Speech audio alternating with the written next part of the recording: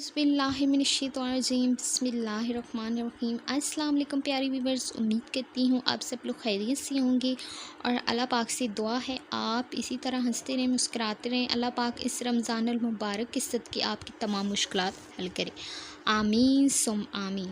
दोस्तों, आज मैं आपके लिए मोहब्बत पैदा करने का एक बहुत ही खूबसूरत मुजर्रब वज़ीफ़ा लेके आई हूँ।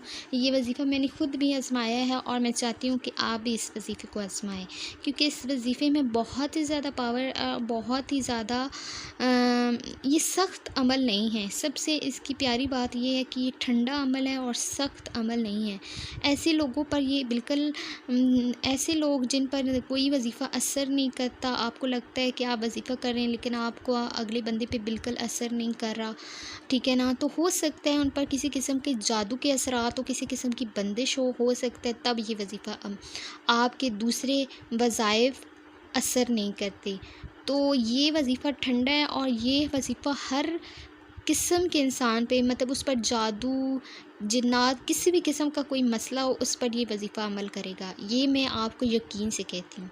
तो अब हम अपना वक्त से ज़ाया किए बगैर चलते हैं आज के हमारे वज़ीफ़े की जानिब। करना दोस्तों आपने ये है कि सूरह इखलास, ठीक है, आपने पढ़नी है सूरह इखलास, फजर या इशा की नमाज़। ये 2 टाइम है, इन दोनों टाइमों से आपको जो बेहतर टाइम लगता है आप उसमें इस वज़ीफ़े को कर लें।